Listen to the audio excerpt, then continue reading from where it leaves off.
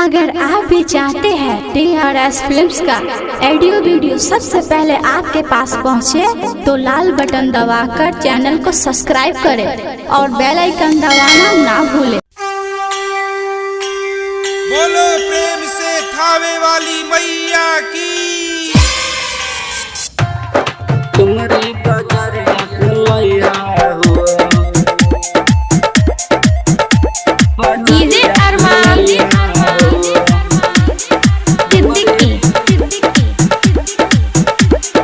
मेरवा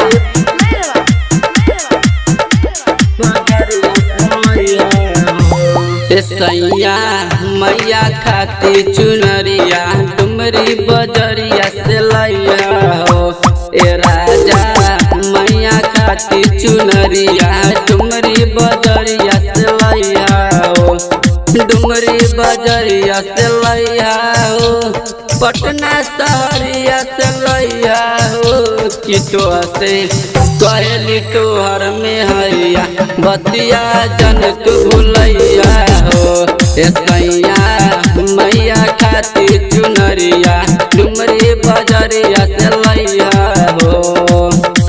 बजरिया से लैया हो। डीजे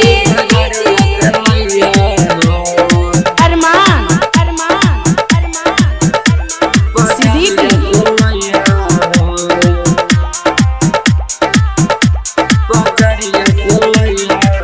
मोती के माला ले ले अइया मैया खाती जरूर हो। सैया मैया खाती जरूर हो। मैया खाती जरूर हो।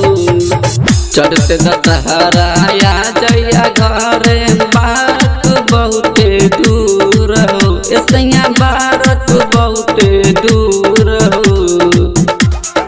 डुमरी बजरिया से लैया हो। डुमरी बजरिया से लैया हो। कि एक दिन डिप्टी छोरी बजज के दुकान पर जइया हो। ए सैया मैया खाती चुनरिया डुमरी बजरिया से लैया हो। डुमरी बजरिया से लैया हो। डीजे अरमान सिद्दीकी मेरवा सोनू सवरिया चुनरी चढ़ाई नवमी के दिन हो। ए सैया नवमी के दिन हो। ए सैया नवमी के दिन हो।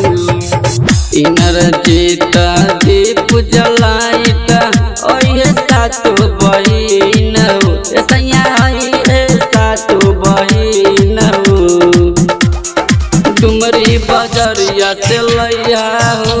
कि डुमरी बजरिया से लैया हो।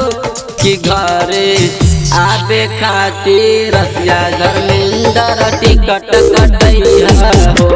ए सैया मैया खाती चुनरिया डुमरी बजरिया से लैया